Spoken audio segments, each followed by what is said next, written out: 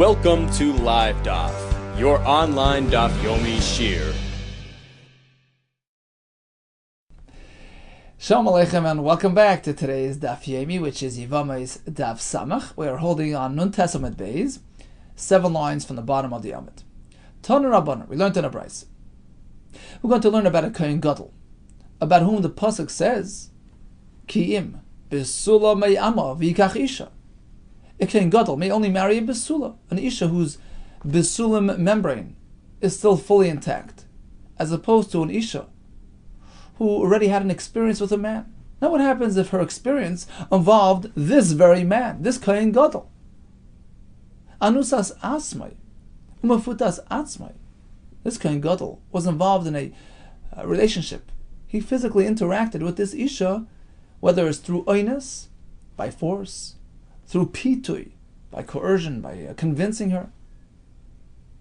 So what happens in this case? On the one hand, she is no longer a besula, but it was as a result of her interaction with him. Says the brayso, it doesn't matter.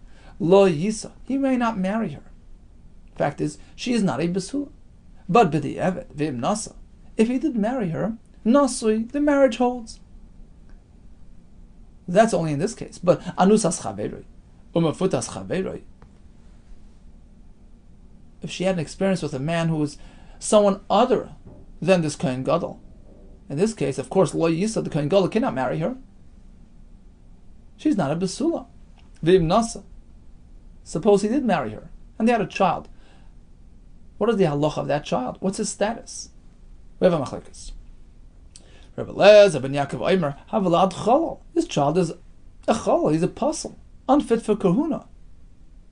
He's an offspring of a forbidden marriage. V'chachamim oimrim havlad kosher. In this case, the child is unaffected, and the Gemara will explain the machlekes. Let's go back to the first case. Im nasa nasi. Kohen Gadol approached the isha with whom he interacted through oines, through pitui, married her. Nasi, it's done. They stay together. Amar Rav Huna, no, they don't stay together. Umayitzi beget. He has to issue a get to the isha. He has to divorce her. What do you mean? Im nasa nasa. You just told me, but the evidence it's a marriage, which sounds like it's fine. Amar Achabar Yaakov. No, of course not. When we say im nasa nasa, all we mean to say is, okay, he has some benefit. He saves some money by having married her. Loimar means to say she'ein mishalim knas b'mafuta. Typically, if one is mefata an isha to interact with him as married, he has to pay a knas. He's penalized if he refuses to marry her. In this case, he was pretty fine marrying her. In fact, he tried. He did. So that exempts him from the knas. But of course, he can't stay married to her because at the point of marriage, she was no longer a besula. That's the chiddush of Rav Huna in the name of Rav. So what happened? Ozal Rav Gevia went along. Mibei Kessler, he was from the town of Kessler. Amr l'shmata, he related this halacha. Which halacha? Rav Huna's chiddush, that he has to divorce. He told it to Kamei de Rav Ashi. To Rav Ashi, and he reacted with opposition. Amalei says, what do you mean? How could you say that? Rabbi Yehuda, they both said, Amrit Havayu, Boigeres umukas eitz. Although a Kohen Gadol must keep away from a Boigeres, as we learned yesterday, Anisha was already 12 and a half years old, in which case her besulim have been somewhat loosened and disrupted. Her girth is no longer considered completely closed. Umukas eitz. Anisha whose besulim membrane were disrupted through an instrument. In both cases, lo yisa. True. Lechatchila, don't marry. V'im nasa nasa, but b'di'evet it works. Why? Alma, apparently we have an interesting svara here. It was going to happen regardless. We're not speaking that she interacted with somebody in a forbidden manner. We're not speaking about a divorcee, a grusha almana. We're speaking about an isha who just, in a physical sense, is lacking the psulim material, right? That was going to happen regardless, through marriage with this very Kohen Gadol, right? Alma, we see an interesting thing here. Seifa liyos bageres tachtav. Soifa liyos mukas eitz tachtav. It's just an expression. It means to say that whatever she has now was going to happen regardless in the future through marriage with this Kohen Gadol. Her Basulam were going to be disrupted by being with him physically. And therefore, we say, B'diavad, okay, just hold on to her. Hachanami, here as well, by the Oynes, by the Mafata. That was going to happen regardless, meaning through marriage, she was going to interact with him as married, right? So this condition can't stand in the way of marriage to the extent that he has to divorce her. It's good for the B'diavad. Hachanami here as well, by the Oynes, by Mafata.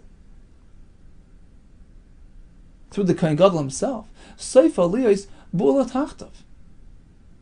What's the deficiency? What are we concerned about? That she's a bu'ula? She interacted with a man as married? With whom? With this fellow. Which was going to happen regardless through marriage with him.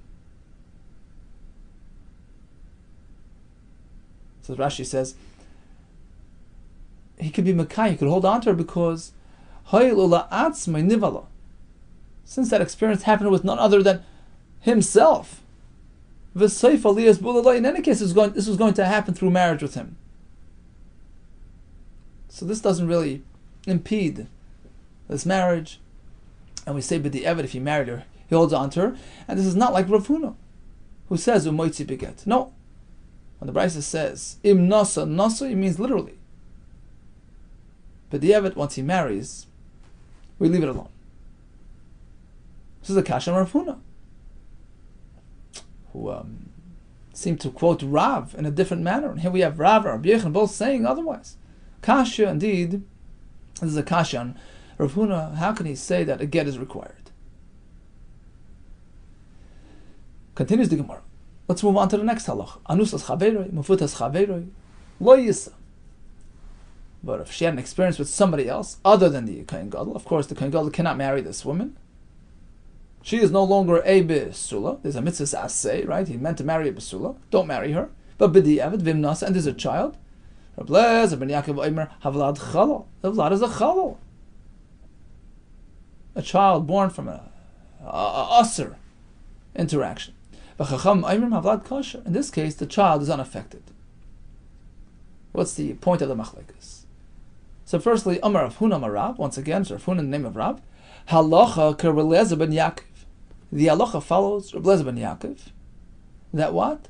That the child born in this situation is indeed a chalal, which is typical procedure for a child born from a mismatch involving psuli kehuna, right? V'chein Amar Rav Gidla Amar Rav, same thing. Halacha k'Rabbi ben Yaakov. Ikadamri. There was another version of what Rav Huna says. He was explaining the reason behind Rabbi Lezer's shita. Amar Rav Huna Amar Rav, my time of Rabbi ben Yaakov. Why is it that the child is a chalal? Savalok Rabbi Lezer, because Rabbi ben Yaakov follows the same line as shitas Rabbi Lezer, discussed later on. He holds that if even an unmarried man and unmarried woman interact as married, the isha now is considered a zoina. And a zoina, of course, is asr to marry a kohen. Even a regular kohen may not marry a zoina. There's a lav, right? Isha zoina almana grusha v'chalal zoina. They're not allowed to marry a zoina. It's a lav, and a child born from a lav situation is a chalal. How can that be that Rabbi Lezer ben Yaakov, who says chalal in our case, holds like Rabbi Lezer, any type of improper interaction makes her a zoina? Umi savala kavasei, is that true that one holds of the other? V'kaimlan. We have a tradition that Mishnas Rabbi Lezer ben Yaakov kavanoki. It's only very, very few times in Shas that we have a halacha presented by the Tana, Rabbi Lezer ben Yaakov. It's kav, it's a small measure, few and far in between. V'noki, but it's clean, it's reliable, it's authoritative. V'ilu baha. But when it comes to the chiddush of Rabbi Lezer over there, that every situation creates a zoina, we don't paskin like that. Amar Amram, Amar Rav, Ein Alach Rabbi Lezer. So how can you say that Rabbi Lezer ben Yaakov is based on Rabbi Lezer when we don't paskin like Rabbi Lezer, but we always paskin like Rabbi Lezer ben Yaakov? Kasha, indeed, is a difficulty that we have a hard time resolving. If we're going to link the two shittas, it doesn't really work out. So what then is the rationale behind the machlekes in our case, where a kohen gadol marries a non-besula and they have a child? Is it a chalal? Is it not? What's the basis for the machlekes? Rav Ashi Omar, I'll explain. B'yesh chalal michai v'yav yasei kamiflaki. Marrying a non-besula is transgressing a mitzvah's aseh. Marrying a grusha, a chalola, a zoina, that's a lav. Don't do that. When it comes to besula, pasuk says, "Kiim besula me'amav yikach isha." Marry a besula, none other than a besula. So marrying someone other than a besula is transgressing a mitzvah aseh. It's a transgression, but it's a lower level of error. Does that situation, that a child born in that circumstance, is he considered a chalal? That's a machlekes. B'yesh chalal mechayav yasei kamiflagi. Rabbi Lezer ben Yaakov savar, yes, yesh chalal mechayav yasei. Even in this situation, the child is a chalal. V'Rabbana sabri ein chalal mechayav yasei. What's this machlekes based on? How we expound on the psukim. My time of the Rabbi Lezer ben Yaakov d'chsiv.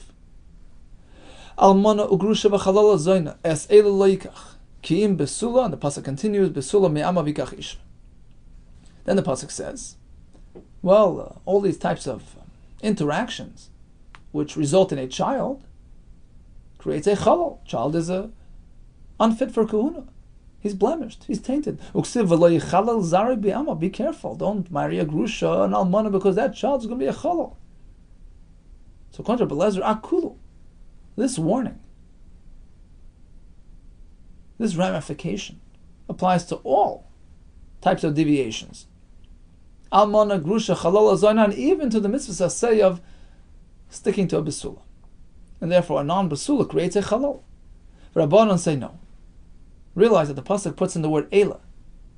If we go back a minute, 3 lines back, almana, grusha, v'chalala, zoyna, es eila lo yikach. And then the pasuk concludes with the mitzvah aseh of besula. Why does the pasuk sort of intersect with the word eila? Rabbanon eila is hifsek inyan. By doing so, the pasuk is dividing. Chalal only relates to the aforementioned deviations, almana, grusha, chalal, zayna, but not to the one mentioned afterwards, i.e. besula. Rabbi Lezer ben Yaakov Omar, sure, eila is coming to exclude something, not besula. Rather, lemute nida. Rashi says, in bo koyin al ishte nida, if he interacted with his wife nida, that child is not a chalal. But a non-besula is. Keman azla hadasanya, in accordance with whom will the following brisa tell us that the word me'ela is coming to tell you me'ela ata oisa chalal, vi ata oisa chalal minida? All these types of mismatches create a chalal, but not nida. Who's speaking? We're only excluding nida. Keman, Rabbi Lezer ben Yaakov, who held likewise that Eila is only excluding a nida, but not a besula. Asks the Gemara one kasha here. For Rabbi Lezer ben Yaakov, if so, nichtav Eila l'basoif. According to him, all those women, almana, grusha, chalal, zoyna, and even a non-besula, are all in the same boat. Interacting with them creates a chalal. The word Eila is just trying to exclude the nida, which is not even mentioned here. Shouldn't that word be all the way at the end? All the aforementioned, including besula, create chalal, and Eila, just these, as opposed to something else, the nida which is unmentioned. Rather than put Eila right in the middle of the list, which would sound like it's splitting the list into two. Kasha, indeed, this is an unresolved kasha. So the bottom line is, kohen gadol must marry a besula. What about anusas atzmai, the isha with whom he personally interacted in an oines circumstance? L'chadchila, no, but the evid it works. He certainly doesn't play the knas. We passed him that he could hold on to her. Rav Huna had a chiddush that he has to divorce. and we left it as a kash.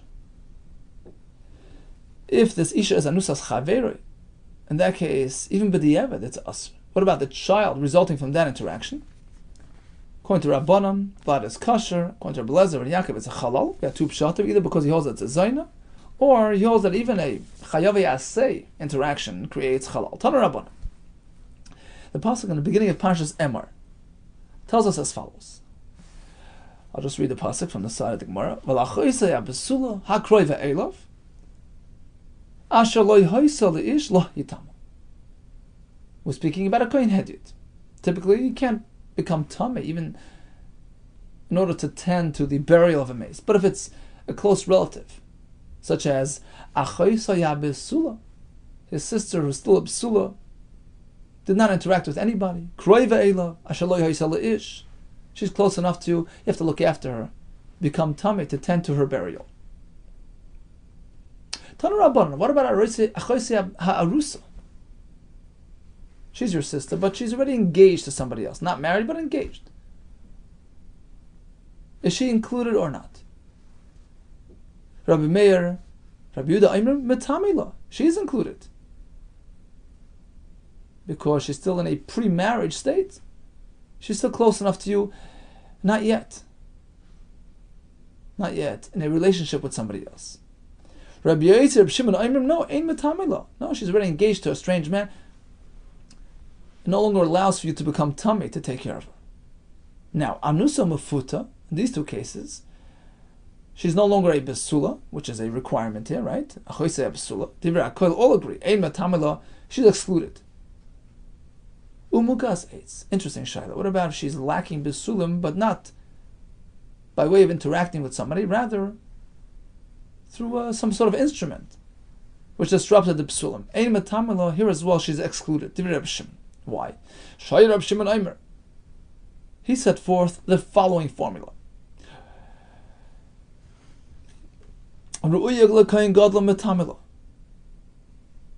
An isha who is suitable, a suitable candidate for a kohen gadol, i.e., a besula, she fits the bill. She's considered a true besula, which allows her brother to take care of her. But if she's unsuitable for the kohen gadol, such as a mukas eitz, which is Reb Shimon's shita, by the way, made yesterday, mukas eitz may not marry a kohen gadol. She's no longer a besula, and therefore the kohen hedyot cannot be metameter. What about ubay geras? She's past 12 and a half, in which case her besulim are not really 100% intact. Metamila, in this case, she's included divrei kol adam, divrei hakol. All shitas agree as such. So we have two machlekes. Sister who's been engaged to somebody else. Rabbi Meir, Rabbi Yehuda say included. Rabbi Yosef, Rabbi Shimon say not included. The second case is mukas eitz. An artificial removal of besulim, does that affect her? According to Rabbi Shimon, yes. Now we're going to go through psukim, actually this one pasuk here, and break it apart, take it apart, and figure out what, why, and how. My time, Rabbi May of Rabbi Yehuda. Where are they coming from? That a sister who's merely engaged to somebody is off limits. The Darshi Hachi, they're based on the following pasuk. V'lachoisei psula. Psula means prat la'anusa, mafuta. Since she encountered a man, she lost her psulim, she lost the status of psul. Okay, she's out. Perhaps I'll exclude even an isha who had her psulim artificially removed. We're concerned that she has not encountered a man. That's all. But not through an instrument. Misha havayasa ish. Only an isha who had her status changed by way of interacting with a man is considered affected. Yotza azu, as opposed to the mukas eitz, who never had that experience. Shein havayasa ish. Her experience was not related to encounter with a man, and therefore she's not excluded. The word hakroiva is a riboy to include the rabbis ha'arusa. So according to them, even an arusa, a sister who was merely engaged with a stranger, she's considered close enough to you, which allows you to become tamei. The word a love, again, is a riboy, the rabbis habegeres, even she's okay. Why do we need a pasuk to include Baigeris? Why would I think she's excluded? Halam alikra. Va'amar Rabbi Meir. Rabbi Meir himself tells us yesterday, a Baigeris is a perfect basula. When it says a Kohen Gadol marries a basula, I feel it makes us basula mashma. Even not 100% basula, even a Baigeris is included. So why would you think to exclude her from the Tuma privileges? Istrich, there is a need for a pasuk here. Sakadai dechamina, perhaps I would say, Neilaf. Besula miyasam will draw Gzeira Shava using the words besula from there. What's there? Says Rashi on the bottom line. Ki yimatze ish nara besula. We have a case. We encountered a nara besula, and they were speaking about a nara dafka, not a begeras. Malahalo nara, just as over there, it's a nara pre-begeras state when her besula fully intact. Avkan nami nara here as well. You need a nara as opposed to begeras kamash malon. That's why you need an extra word in the pasuk elav to be marbe to include begeras. Okay, so that explains Rabbi Meir and Rabbi Yehuda, who include Arusa and have no problem with a Mukasetz. For Rabbi Yosef and Rabbi Shimon, they excluded the Arusa. My Tamayu, where are they coming from? Darshi Hachi. They have a different approach to this pasuk. We begin with the word Valachoisai, Ha Besula. Pratla Anusa Mafuta, as opposed to Anusa Mafuta, who encountered a man. And also Umukasetz. Oh, here's a chiddush.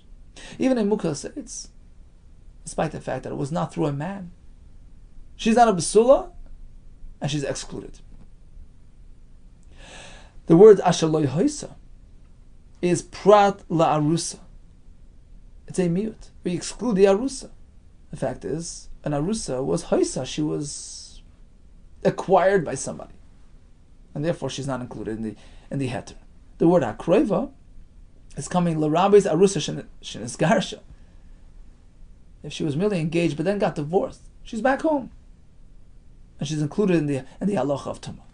The word elav l'rabbe's abegeres, she's also okay. Hakroiva is l'rabbe's. Oh, stop. Ask the Gemara. You need hakroiva to tell you l'rabbe's arusa shenis garsha. You can. The kasha is, how can you say that hakroiva is l'rabbe's arusa shenis garsha? You're telling me that she was once engaged, and then she got divorced.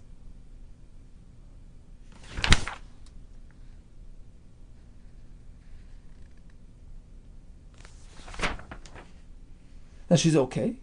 She's included in the din. What do you mean? Who's speaking here? Reb Shimon, right? Reb Shimon just told us that there is a rule of thumb to follow. Only an isha who is fit for a kohen gadol is included in the halacha of tumah. She'ein ru'ei l'kohen gadol, but otherwise, for instance, a gerusha, that's the chiddush, even though she was only an arusa, shenis garsha. We learned this yesterday, that an arusa, shenis garsha, is possible for a kohen, even a kohen headed, right? A grusha refers to grusha from nisun or erisim.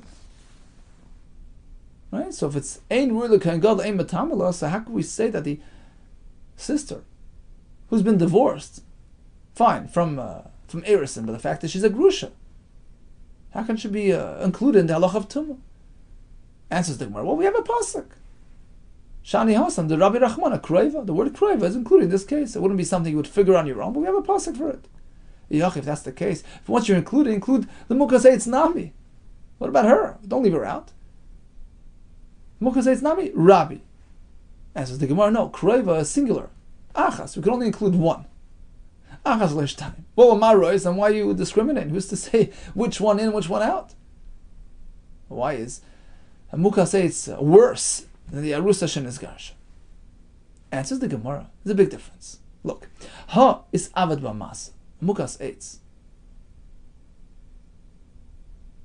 lived through an experience. There was a masa which changed her which changed her physique, right?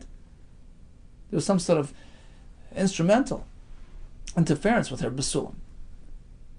Ha is Avad B'Mas, as opposed to an arusa, never had that experience, and therefore it's more likely that the arusa is in and the mukas Eitz is out. You have to pick one over the other. We prefer the arusa shenis ars, who never underwent any physical change.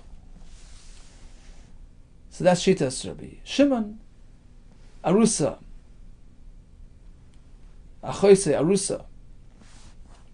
If she's still engaged, she's out.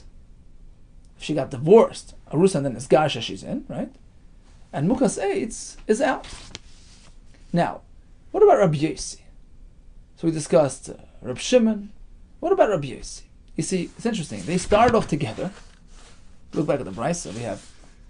We start with Rabbi May, Rabbi Yehuda, right? Achoise Arusa is okay. Then we have Rabbi Yossi and Rabbi Shimon together as a pair. Arusa is not included. And then we have Rabbi Shimon sort of going off on a tangent on his own. Shimon says, Mukas Eitz is not included. Which sounds like Rabbi Yossi didn't go along with that. It was Rabbi Shimon's own independent chiddush.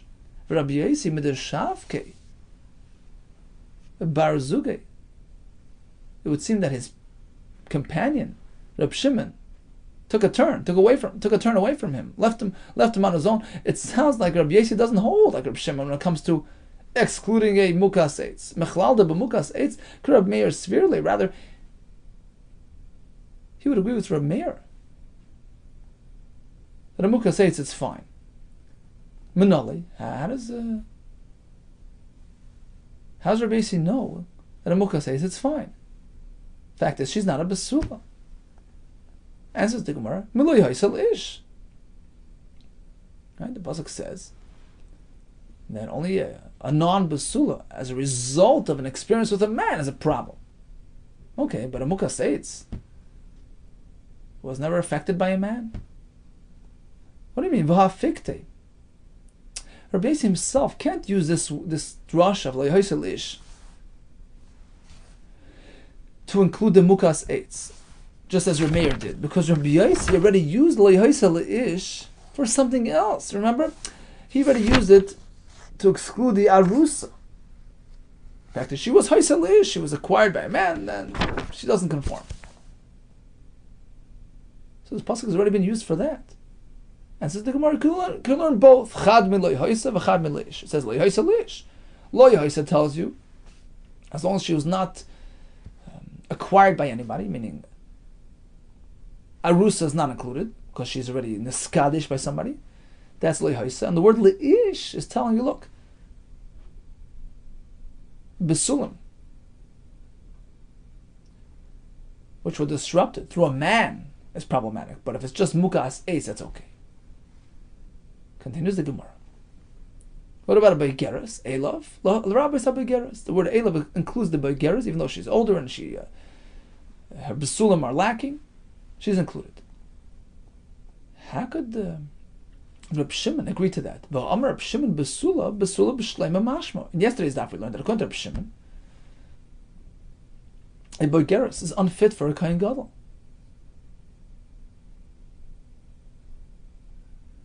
Sorry, Reb Shimon says that the word besula means shleima.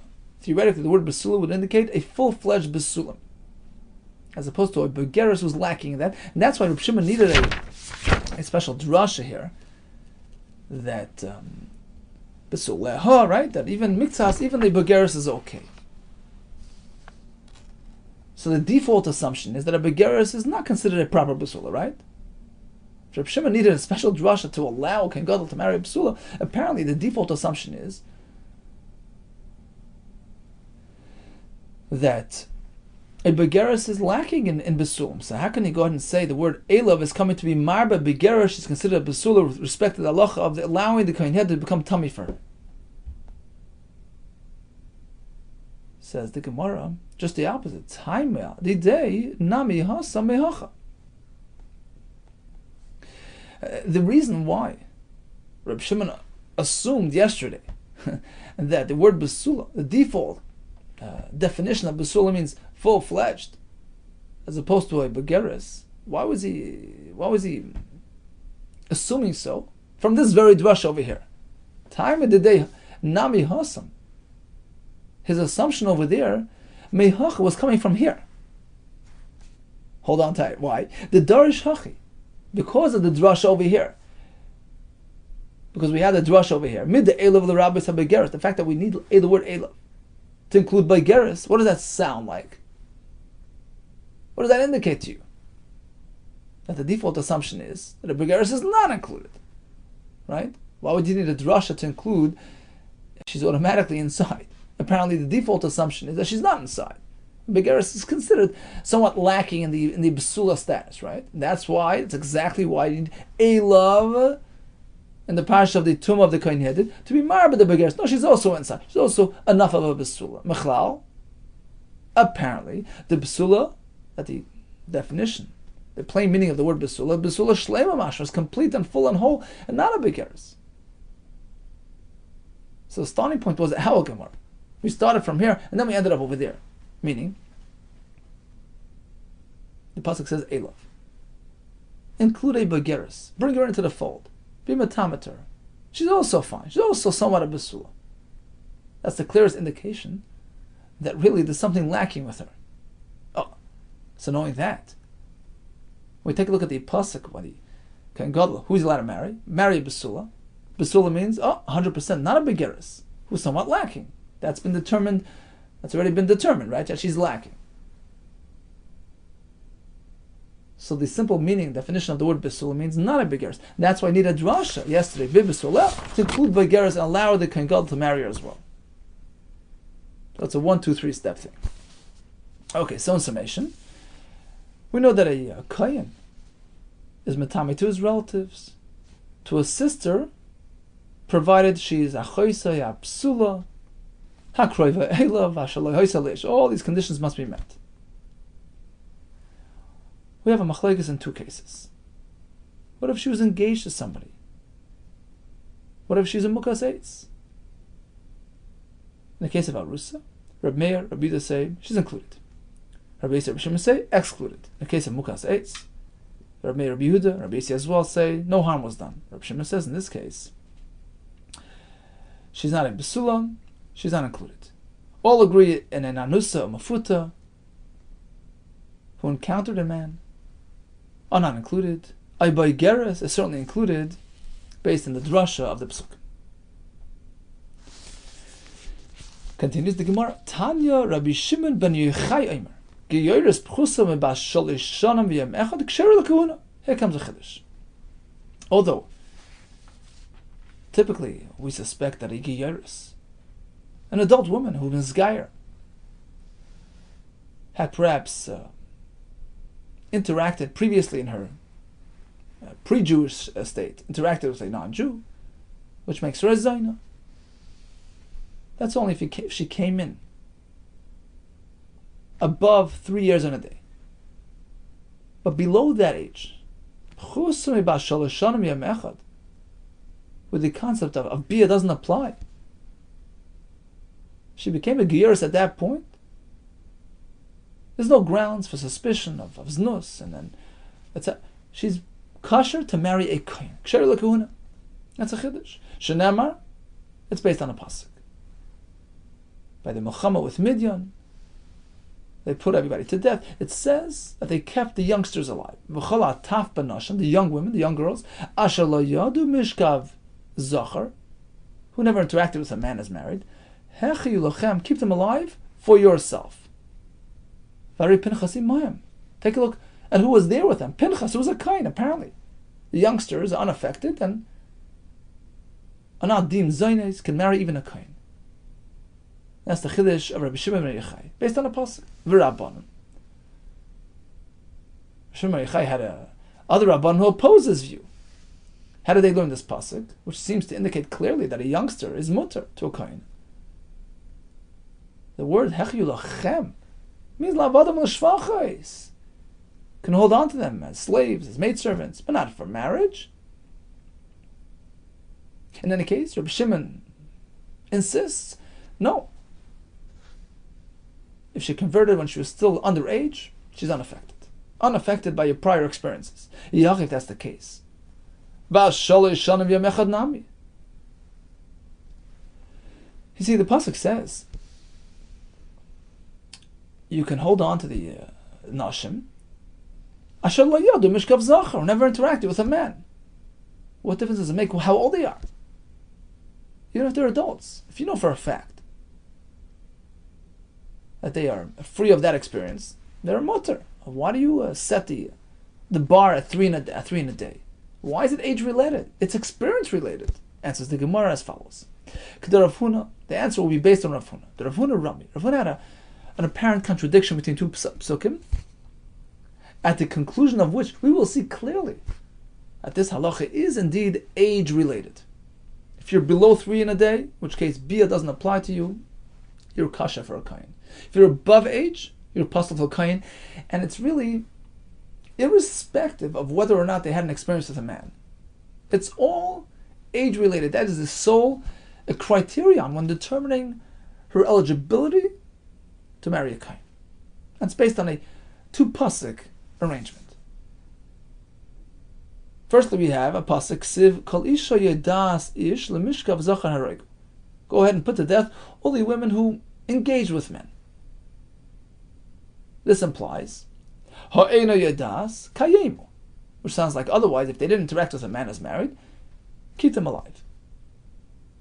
But the pasuk is focusing on isha, on the older women. Mechlal dahataf. Apparently, the younger girls, bein yadu, bein lo yadu kayemu, whether they did or didn't interact with men, keep them alive. It only applies to the older women. But then we have a pasuk going the other way. The youngsters who didn't interact with men, keep them alive.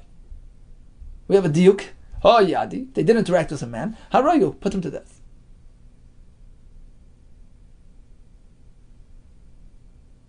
Because they're youngsters. So we're selective. But if they're older, then irrelevant. Irrespective of whether they interact with a man, put them to death. So we have a mamash astira. This pasuk indicates one way. By the adults, it matters whether they did or didn't. By youngsters, it doesn't matter. And then we have the second pasuk. Only by the youngsters, it matters whether they did interact or didn't. But by the older ones, it's irrespective of their experiences, they're put to death. So which way do you go? There's only one way to reconcile this. It has nothing to do with the experience. It has to do with one thing: potential, age-related. If they're age-enabled for interaction with a man, haroigu. They're already connected, they identify with Yigoyish men, it's not for you. But if they're underage, below 3 in a day, in which case they're not even potential candidates for physical interaction with Yigoyim, in that case, it doesn't matter whether they did or they didn't, halachically speaking, they're free and they're clean, unaffected. Havi Omer, the only possible conclusion is as follows. We're not speaking about actual experiences, we're speaking about potential. And it's all age-related. This supports Reb Shimon Yochai. Underage is safe. Tani Nami Hachi, we find the same in a brayso. On the pasuk of V'chol Isha Yadas Ish Beru'ya Liboy Lakasim Medaber, although it says the Isha is Yadas Ish, which sounds like there was das. Das means a chibur, means interaction with a man. Doesn't mean that. It means Beru'ya Liboy Lakasim Medaber, an Isha who has potential for that. And that is being referred to here. Are you suggesting it's all a matter of potential and age? Perhaps no, it's literally. It means the actual experience. You have the other pasuk which seems to contradict. Only the youngsters. Only in that case are we selective, are we concerned about whether or not they interacted. But the older ones always put to death. That's a stira, contradiction between the psukim. The only way to reconcile is it's all a matter of age and potential. Below age, they're okay. Above 3 in a day, they're excluded. And this is a writer of Shimon ben Yochai. If you're underage, you're unaffected. If you join the fold, you join the community, you're misgair. Below 3 in a day, you're presumed to be kosher, you can marry a kohen. Now, how would they know? This is back to the Milchama of Midian. How would they verify the age of the women? Manayadi, Amar Rav Huna, Bar Bizna, through Anes, Amar Rav Shimon Chasida, Hevirum of Tzitz. They lined them up in front of the Tzitz, one of the big Kahuna, which had supernatural powers, and they took a look at the women as they were filing by. Kol sheponea moirikos, if her face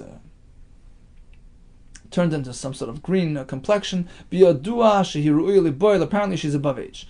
She doesn't have that complexion. Apparently she's underage. Nachman, on this topic, Simon Lavera,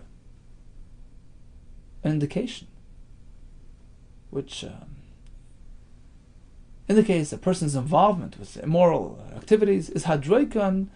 If he experiences this illness, Rashi says, Panein shall oivre avira marikan, they get this hadroikan illness, which generates this green complexion. Just as they did this miraculous determination in the time of Moshe Rabbeinu in the Midbar. In similar fashion, we find elsewhere in Tanakh, they were faced with a similar dilemma, and they had to employ some sort of a verification mechanism to figure it out. Vayimtzu miyoshve yovesh gilad arba meyos nara besula.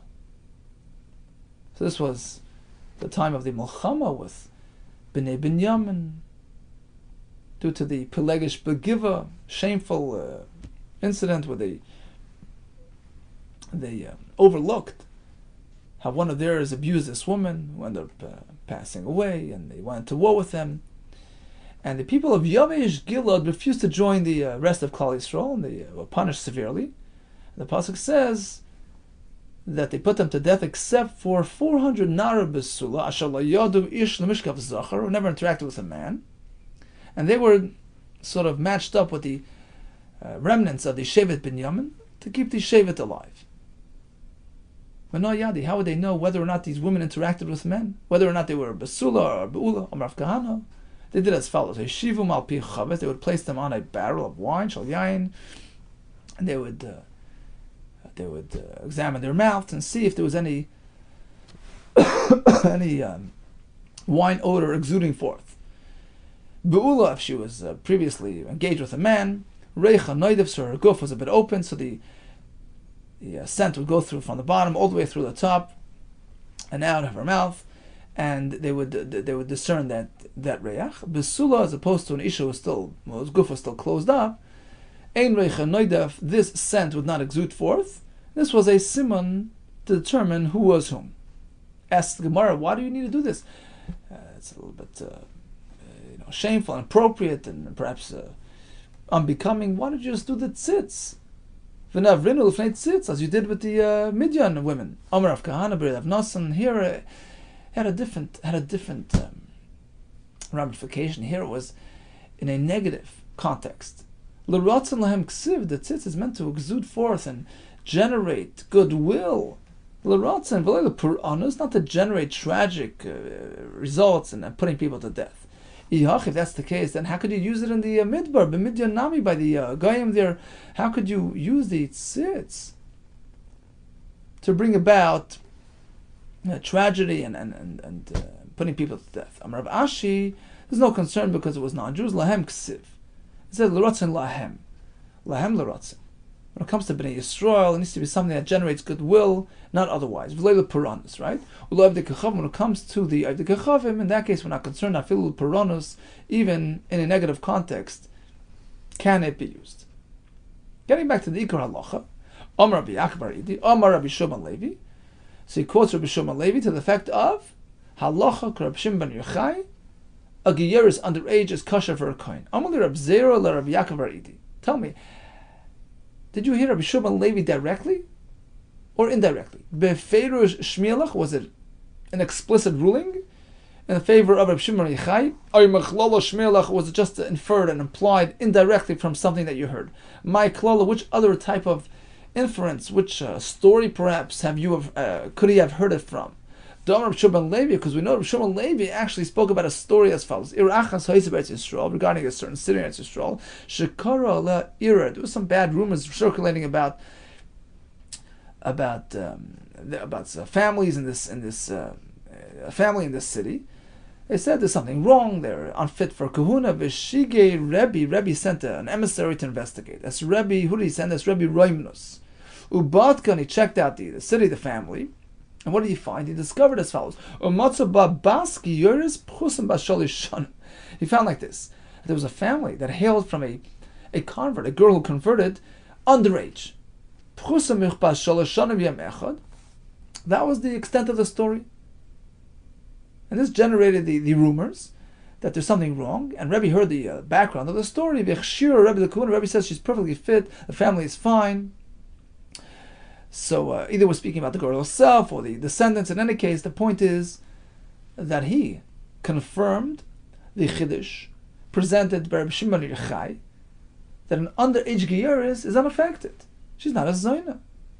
So that perhaps is a story that would have generated this impression that Rabbi Shimon Levi holds like Rabbi Shimon Yochai. Right? So that was the question that Rabbi Zera asked Rabbi Yaakov Aridi. Did you hear it directly or indirectly? Perhaps you inferred from this story, right? That was the question. Amalei says, no, beferish mieli. I heard it directly. It was explicitly told to me. It wasn't just a story. What's wrong with the story? It's just as good. If it was been inferred from the story, what would have been wrong? It says the Gemara, no, perhaps you can, a story can be fanford. You can interpret a story differently. It's not a clear-cut halacha. It's a story. There are 10 ways to interpret a story. Dil Mashani Hasa, perhaps in that case it's different because it was b'diavad. Look, it was after the fact. Insiv, she already married, she just leave her there. But l'chatchila, who's to say this would be mutter? As we find that sometimes we're lenient when it comes to after the fact. The Harav, Rabbi Yehuda, we have that halacha mentioned all the way back in the beginning of our daf today. Rav and Rabbi Yehuda, Damar Tabai, they both tell us about Geras, it's not meant to marry a kohen, right? Lo yisa, but b'diavad. It holds up. Apparently, after the fact, is different. What do you mean? How do you compare the two things? How could you compare? In the case of the Bergeres Mukaseit, we already explained that halacha. It's not just after the fact you leave it. The reason why we're lenient over there, we take a different approach is because it would have happened in any case. He married a Bergeres. He married a Mukaseit who's lacking in the psulim. It would have happened anyways. Under his care. Some Seifel is Begeres Tachtav, Seifel is Bula Tachtav. Right? As we explained earlier. And therefore, with the Evid, you can't force her out. But in the case of the Giyeris, here it's in the context of a Zoyna, right? That's the factor we're dealing with. A Zoyna factor. That wouldn't have never happened under his care. Hacha Seif Aliyah Zoyna Tachtav? Why in the world would she be a Zoyna after marriage? So the Evid factor plays absolutely no role here. So bottom line is, we have a story. Rebbe was Machsher. Who cares that it was B'di'evet? That wouldn't make any difference. If she's a Zoyna, she has to leave right away. Apparently, he was like Rabbi Shimon Yochai. She converted underage. There's no Zoyna concern, and she's perfectly fine. Even the Chatchil. Rav Safra Maslo Miklol. In fact, Rav Safra also derived this halach from the inference from the story. The kashile. Then he had a kasha. What do you mean? Maybe over there it's different because it's after the fact. Mishani lehachin. He answered the same terrace that we said. Well, for Zoyna concerns, after and before is the same thing. Apparently, there's no concern. But we end up with a story. A story as follows. Ahu Kahana. An incident involving this kind. The incident Geyeris Pchusim Basholosh Shanav Mechad. He went ahead and he married this type of Geyeris who joined Klal Yisrael underage. Figuring she's okay. Amar Lehirav Nachem Bar Yitzchak. Hi, what are you doing? Amar Leis, he says, what do you mean? Amar Rabbi Yaakov Bar Idi, Amar Rabbi Shua ben Levi, Halacha, Rabbi Shimon Bar Yochai. That's how he paskin. That's okay. Apparently, Rabbi Bar Yitzchak disagrees. He says, Amar Le, no way. Zil Apik, go ahead and divorce. Viloy, otherwise you don't listen, I'll put you in Cherem. And he used a very strong term. Ma'afikna lach Rabbi Yaakov Bar Idi mi'unach. Where are you coming from? You're basing it on Rabbi Yaakov Bar Idi? I'm going to pull him out of your ears. The Aruch says, he means to say, I'm going to force you to turn away from that shita. To stop listening when your ears, stop heeding and listening to that shita. Clearly, he disagreed with Rav Shimon Yochai, passing like the other shitas, that a Geyeris, in all cases, all circumstances, is not fit to marry a kohen. So, what did we learn today? An almana, a grusha, should not marry a kohen gadol. A kohen gadol has to marry only a besula. What about anusas atzmai, mefutas atzmai? She lost her besul due to her interaction with him himself. Still, she's not a besula, he shouldn't be marrying her. But the Yevid, he can hold on to her. And as far as we just said, is because that would have happened regardless. But if it was through another person, that's a different story. She's tainted, she's affected, he can't marry her, even b'diavad. A child from that situation, according to Rabbanan, is not a chalal, because it's only chayav yaseh. We have the word eila. Chalal is not generated from this type of match. Rabbi Yaakov says, even in this case, it is a chalal. Pasuk says a kohen headed can become tummy to tend to his sister. Achoisei absula, akroiva elav, ashalo yosel ish lo yitama. So if she's a non-basula because she's anusa mafuta, she's excluded. She's only a begeras, we include her based on a drasha. An arusa is a machlokes, and likewise a mukas eitz. Shimmer echai is machadish. Although typically a giyaris is considered a zona pertaining to marrying a kohen, but if she's underage, she came into the fold before she even had a potential of interacting with a guy as married, she's considered a non-zona perfectly suitable for a kohen. We have a machlokes, of course, and we ended with a story that seemed to oppose this halacha. We discussed two ways how they determine the status of the nashim, either by way of the tzitz or by way of that chaviz shal yain. All the best to you, and hatzlacha rabbah.